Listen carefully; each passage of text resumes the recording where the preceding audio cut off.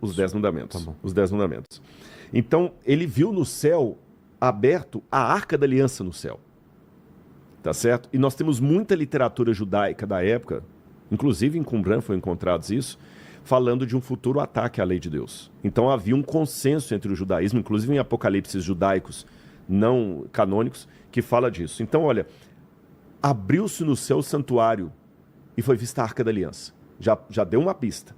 Aí vai falando da mulher que é perseguida pelo dragão e ela vai para o deserto. E quando fala dos fiéis da mulher, diz assim, verso 17. O dragão ficou irado contra a mulher e foi travar guerra com o restante da descendência dela, os que guardam os mandamentos de Deus e a fé em Jesus. Então já estou vendo que o ser que vai surgir depois, que é a besta, vai lutar contra um grupo que é caracterizado por aqueles que guardam os mandamentos de Deus e a fé em Jesus. E quais são os mandamentos de Deus? Abriu-se no céu o santuário de Deus e foi vista a Arca da Aliança do seu santuário. Então já afinou, o santuário de Deus são aqueles ali, Certo. que estão na Arca da Aliança. Quais são os mandamentos que estão na Arca da Aliança? Vá para Êxodo 20 e você vai descobrir. E o sábado está entre eles, tá certo? Aí essa besta começa a atacar esses mandamentos. Ela manda, por exemplo, ela blasfema contra o céu. Um dos mandamentos diz, não tomarás o nome do Senhor teu Deus em vão. Lembra que não são citações diretas, são alusões. Ela manda blasfemar. Lá fala, não tomarás o nome do Senhor teu Deus em vão. Essa besta, ela manda matar os que não têm a marca dela. Não matarás. Essa besta, ela fala falsos testemunhos. Não dirás falso testemunho contra o teu próximo. Então você vê que ela manda fazer uma imagem de escultura. Não farás para ti imagem de escultura. Ela manda adorar a imagem. Você vê que ela está atacando os mandamentos de Deus. Alguém pode perguntar, mas cadê o sábado? Quando você vai para o capítulo 14, fala assim, viu um anjo voando pelo meio do céu, verso 6, tendo o evangelho eterno a pregar a todos que assentam sobre a terra, dizendo, temei a Deus e dá-lhe glória, pois é chegada a hora do seu juízo. E adorai aquele que fez o céu, a terra, o mar e as fontes das águas. Essa expressão, com exceção da frase fontes das águas, está onde na Bíblia? Exatamente em Êxodo capítulo 20, quando fala do sábado, do Shabat. Entendi. Por que você vai guardar o Shabat? Porque em 6 dias fez o Senhor os céus, a terra, o mar e tudo que neles há. E ao 7º dia descansou. Então o Shabat também está aludido aqui. Porque a maneira do judeu guardar o sábado era reconhecendo que ele tem um Criador. Tá certo? E termina esse aqui repetindo, aqui está a perseverança dos santos, os que guardam os mandamentos de Deus e a fé em Jesus. Então, a partir disso, os adventistas entendem que no final dos tempos haverá um ataque frontal à lei de Deus. A lei são 10 mandamentos, não é só o 4. Aí alguém pode perguntar, mas por que vocês têm essa ênfase tanto no 4, se são 10? É porque no mundo cristão, o único mandamento que não é levado a sério é o sábado. Porque você tem 2 correntes.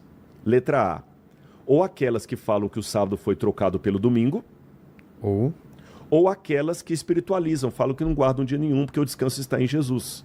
Porque Jesus ensinou uma nova modalidade de guarda da lei. Agora eu guardo o sábado espiritualmente, não é mais um dia, é uma pessoa. Sim. Há muito esse argumento.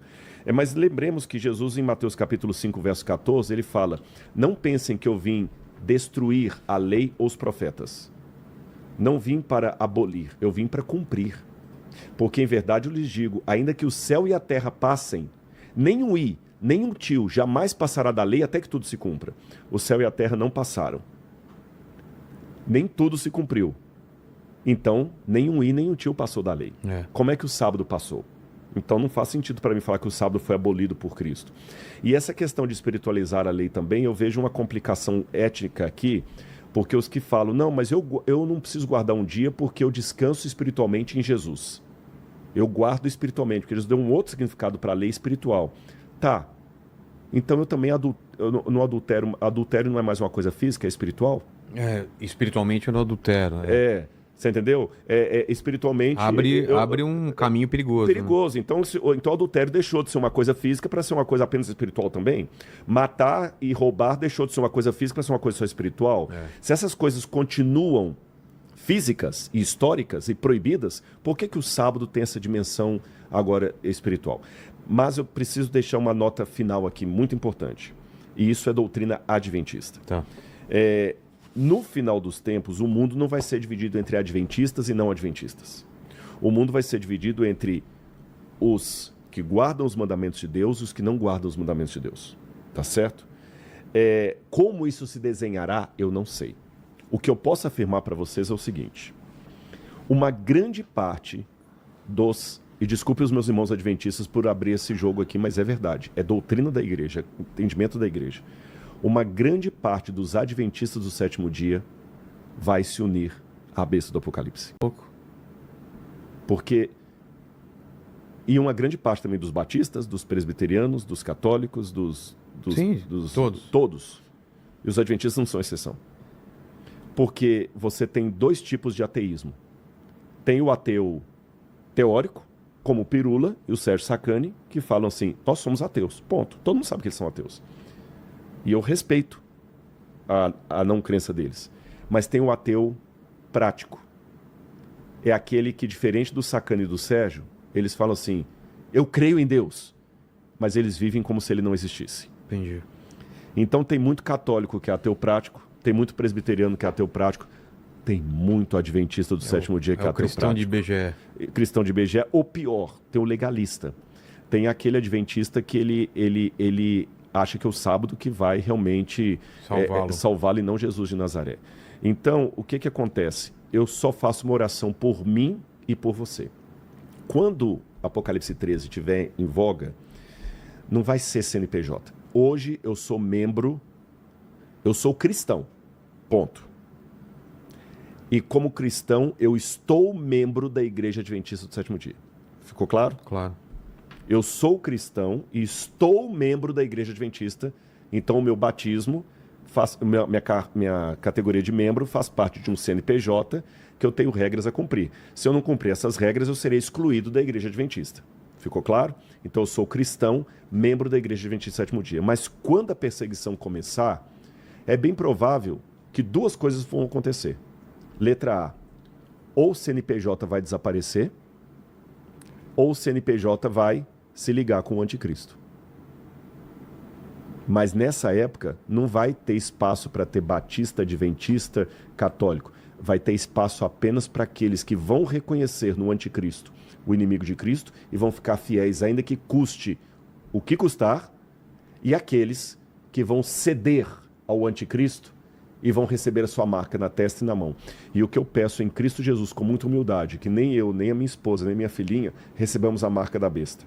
Não porque eu sou melhor do que ninguém, mas porque eu amo Jesus e não quero decepcioná-lo. E porque você sabe das consequências. E eu sei das consequências. E quanto a você, eu faço o mesmo apelo. Sabe? Eu não guardo o sábado porque eu estou convencido. Eu guardo o sábado porque eu amo Jesus. Eu não guardo o sábado para ser salvo. E até que isso aqui aconteça, não dá para a gente saber quem é quem, porque está tudo misturado. Então hoje o povo de Deus, gente, é maior do que a igreja que eu frequento ou que você frequenta. O povo de Deus está espalhado no mundo inteiro, em todos os lugares. Eu hoje creio na doutrina adventista, senão eu seria um hipócrita, correto? Se eu fosse calvinista, eu seria provavelmente presbiteriano. Se eu cresce piamente em tudo de Lutero, eu seria luterano. Se eu discordasse frontalmente de Lutero, Calvino e Zwingli, eu seria provavelmente católico. Então, eu, em termos de crença, eu sou adventista. Em termos de espiritualidade, os meus irmãos, a Igreja de Deus é maior do que a Igreja Adventista. Tá certo? Então, eu espero que você apenas ouça o que eu falei aqui, entendendo que eu não sou superior a ninguém porque guardo o sábado, de jeito nenhum. Vilela não guarda o sábado, e eu me sinto muito respeitado e amado por ele. E o céu que eu vou, eu acredito que eu vou ver o Vilela lá, vou ver o Saião. O Saião não guarda o sábado. Se o Saião tivesse aqui, ele daria uma outra explicação diferente da minha. Tá certo? Mas, se você não guarda o sábado, que seja com a convicção bíblica. Se você guarda, que seja com a convicção bíblica. E para o Senhor. E quando sair esse decreto da besta, que vai ser frontalmente contra a lei de Deus, aí fique de antena alerta. E se o Espírito Santo deixar, que você se lembre do que esse pobre mortal falou nesse podcast.